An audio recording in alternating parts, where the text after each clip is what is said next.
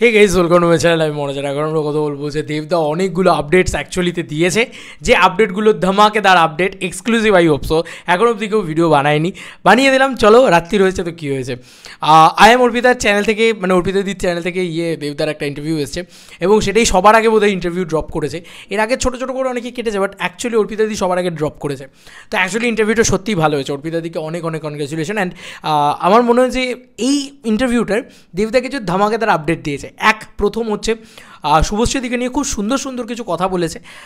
মানে এই যে রেসপেক্টটা, এই যে একে অপরের প্রতি ভালোবাসা, মানে ভালো মানুষের যে পরিচয়টা, সেটাই দরকার অ্যাকচুয়ালিতে। সম্পর্কের যে ভালো দিকগুলোকে তুলে ধরা, সেগুলোকে প্রয়োজন। এবং শুভশ্রীদিকে বলছে যে একাধারে একটা মেয়ে যে সংসার টানছে, একদিকে সে ইন্ডাস্ট্রিতে এসে কাজ করছে, ভালো ভালো কাজ করছে, এটা সত্যি কাবিলে তারিফ রাখে। এটা দেবদা বলছেন, এবং দেবদা বলছেন আমি জানি না যে একসাথে আমরা বসবো কিনা, একসাথে আমরা আসবো কিনা। তো এটাকে অ্যাকচুয়ালিতে মানে এটা কী বলবো, একটা মিথ টাইপের হয়ে রয়েছে যে কী হবে কী না হবে আমি জানি না, মানে আমরা কেউই জানি না যে কী হবে এক্স্যাক্টলি। সত্যিই দেব শুভশ্রী একসাথে কখনো এসে প্রমোশন করবে কিনা, কিন্তু আমরা ওয়েট করে থাকবো যদি হয় এটা। আর যদি সত্যিই তারা একসাথে বসে, তাহলে একটা কিছু ধামাকা তো হবে। কিন্তু দেবদা বলেছে যে কী কী কথা, 10 বছর তারা দেখা করেনি, মানে 8-10 বছর তারা কথা বলেনি নিজেদের ভিতরে। তো বুঝতেই পারছো যে অনেক কিছু জমা কথা রয়েছে, যেগুলো একসাথে বেরোবে।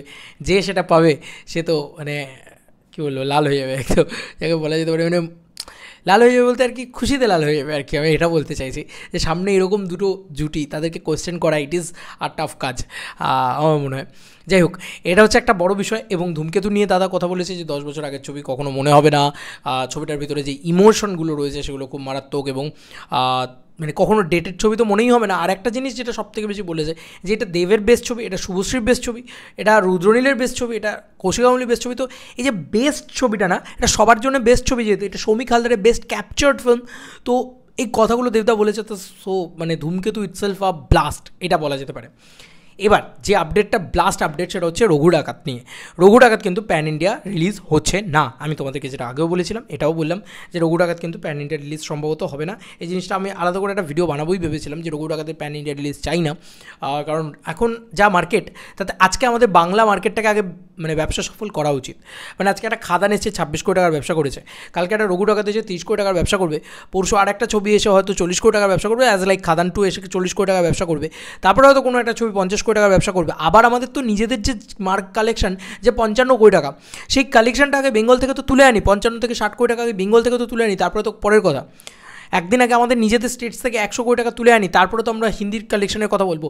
দেবদা বলেছে যে আমি রঘু ডাকাতের ক্ষেত্রে কেন সে প্যান ইন্ডিয়া রিলিজ করতে পারছে না, সেটাও সে ক্ল্যারিফিকেশন দিয়ে দিয়েছে, যে ভাই প্যান ইন্ডিয়া রিলিজ তখনই সম্ভব যখন সে, মানে যখন এই জিনিসটা হবে, মানে আরও 12-13 দিন দরকার শুটিংয়ের জন্যে, কিন্তু বাজেট নেই আমাদের কাছে, অত পয়সা নেই আমাদের কাছে।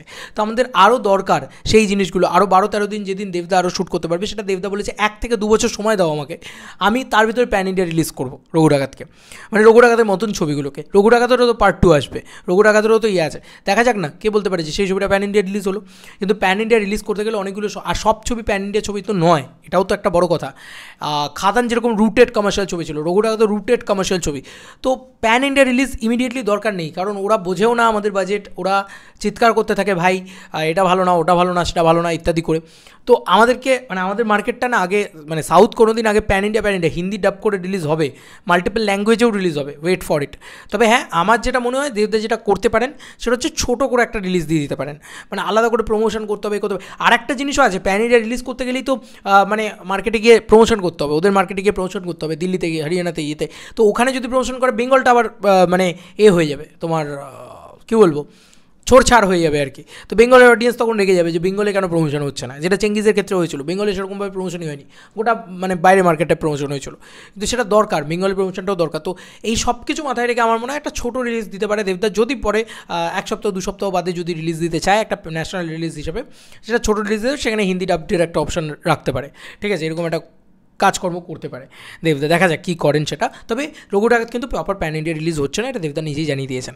আচ্ছা, এবার আরেকটা আপডেট যেটা দিয়েছে, সে হচ্ছে আরেকটা আপডেট প্রজাপতি রিলেটেড। প্রজাপতি 2কে যারা ছোটো ছবি ভাবছে, তারা ভুল করবে ভাই। 7-8 কোটি টাকা বাজেট ভাই। আজকে রঘু ডাকাতের বাজেট আমরা শুনতে পাচ্ছিলাম 8 কোটি টাকা, এবার আমি জানি না আরও বেশিও হয়তো হতে পারে, কিন্তু ভাই আজকে মানে লন্ডনে শুটিং হচ্ছে প্রজাপতি 2, আর সেই ছবিটা লন্ডনে শুটিং করে গোটা ছবিটার বাজেট 7-8 কোটি টাকা। দেবদা নিজে বলেছে, নিজে মুখে বলেছে দেবদা। মানে যাও গিয়ে ইয়েটা চালিয়ে দেখে নাও, ইন্টারভিউটা আমি লিঙ্ক দিচ্ছি ডিসক্রিপশনে অ্যান্ড পেন কমেন্টে, তুমি দেখে নাও, লাস্টের দিকে চলে যাবে, পেয়ে যাবে। 7-8 কোটি টাকা বাজেট, মুখের কথা ভাই, হিউজ বাজেট, হিউজ মানে হিউমঙ্গাস বাজেট। আজ অবধি সব থেকে বিগ বাজেট ছবি, মানে ফ্যামিলি ড্রামা সব থেকে বিগ বাজেট ছবি আর কি বলা যেতে পারে, সব থেকে বিগ বাজেট ফ্যামিলি ড্রামা আর কি। 7 to 8 CR, বাপ রে বাপ, মানে মাই গড বাজেট আছে ভাই, মাই গড বাজেট আছে। তা আমরা ওখানেও কিন্তু স্কেল একটা দেখতে পাবো, আই হোপ সো। দেখা যাক, সেটা দেখার জন্য আমি খুব এক্সাইটেড। দেবদার যে কোনো কিছু আসবে সেটার জন্যই এক্সাইটেড। দেখা যাক ইন ফিউচার কী হয়, আস্তে আস্তে কী আসে। আরও একটা দুটো গান আসুক, তারপরে ধূমকেতু নিয়ে আরও অনেক কথা দেবদা বলতে পারবে, এগুলো বলেছে দেবদা। মা গানটার জন্য আমরা অপেক্ষা করছি, দেখা যাক কবে আসে মা গানটা, এবং মা গানটা এলে আমরা কতটা এক্সাইটমেন্ট করতে পারি, সেলিব্রেট করতে পারি। এই চ্যানেল দেবদাকে নিয়ে সেলিব্রেট করেছে চিরকাল, করে আসবে, করে এসছে, করে যাবে, আর আরে ইন ফিউচারও করে যাবে। ঠিক আছে, এটাই ওকে ব্যাপার, করছে, করে যাবে। চলো বন্ধুরা, নতুন কোনো ভিডিওতে দেখা হবে। ব্যাপার, গুড নাইট।